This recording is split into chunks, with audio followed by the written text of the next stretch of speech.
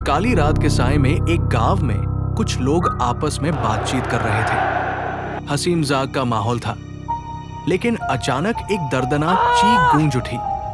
ये चीख इतनी भयानक थी कि हर किसी के रोंगटे खड़े हो गए। उनकी आंखों में अजीब चमक आ गई, चेहरों का रंग लाल पड़ने लगा और उनके कान खड़े हो गए। पागलों की तरह उस आवाज की दिशा में दौड़ पड़े। जब वे वहां पहुंचे तो उन्होंने देखा कि एक औरत जमीन पर गिरी हुई थी। उसके हाथ से खून बह रहा था, लेकिन उन लोगों के चेहरे पर कोई भाव नहीं था। उन्होंने उसकी ओर देखा, लेकिन कोई दिलचस्पी नहीं ली और चुपचाप वहां से चले गए। थोड़ी दूर जाने के बाद वे एक भीड़ देखकर रुक गए। वहां एक अमीर आदमी और एक गरीब आदमी के बीच झगड़ा हो रहा था। अमीर आदमी ने अपनी गाड़ी से गरीब को टक्कर मार दी थी और अब गुस्से में उसे बेरहमी से पीट रहा था।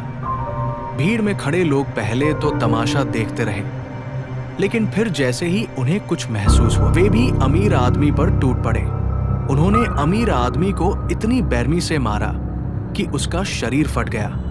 कुछ लोगों ने अपने नुकीले दांतों से उसकी चमड़ी को चीर डाला, तो कुछ ने अपने लंबे नाखूनों से उसका मांस नोच लिया। उसके शरीर से खून बहकर जमीन को गीला कर रहा था।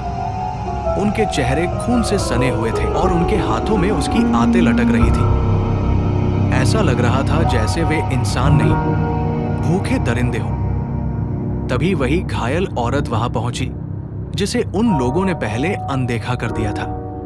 वो चुपचाप गरीब आदमी के शव के पास गई और उसकी मरी हुई उंगलियों से एक पारस, कीमती पत्थर निकाल लिया। तभी सच्चाई सामने आई। असल में अमीर आदमी उस औरत की मदद कर रहा था। गरीब आदमी ने औरत से पारस छीनकर भागने की कोशिश की थी, जिसे अमीर आदमी ने देख लिया था। लेकिन भीड़ ने बिना कुछ समझे अमीर आदमी की हत्या कर दी थी। लोगों ने जोर जोर से तालियां बजाई, जैसे कुछ हुआ ही न हो। लोगों ने जोर जोर से तालियां बजाई जैसे कुछ हुआ ही न हो और वहां से चले गए। वो औरत भी वहां से चली गई, जैसे उसे कुछ फर्क ही नहीं पड़ा हो। वो औरत अपने घर पहुंची, जहां उसकी छोटी बेटी उसका इंतजार कर रही थी। धीरे धीरे रात गहराने लगी और वो अपनी बेटी को लेकर सोने चली गई। लेकिन उसी रात कुछ अजीब घटनाएं होने लगी। वो सो रही थी जब उसे महसूस हुआ कि कोई उसकी छाती पर बैठा हुआ है और उसका गला दबा रहा है। उसकी आंखें खुली, लेकिन कमरे में कुछ भी नजर नहीं आया। हड़बड़ाकर उसने देखा कि उसकी बेटी बिस्तर पर नहीं थी। वो तुरंत उठी और पूरे घर में उसे खोजने लगी, लेकिन बेटी कहीं नहीं थी। तभी कहानी हमें एक काले कमरे में ले जाती है, जहां वो छोटी लड़की कैद थी। वो बाहर निकलने की कोशिश करती, लेकिन बार बार उसी जगह लौट आती। घबराकर वो रोने लगी। तभी उसे अपने पीछे एक काले साए की आहट महसूस हुई। उसने जैसे ही पीछे मुड़कर देखा, वो साया उसकी ओर झपटा। लड़की की चीख गूंज उठी, लेकिन बाहर कोई उसे सुन नहीं सका। कुछ ही पलों में वो लड़की तड़प तड़प कर मर गई।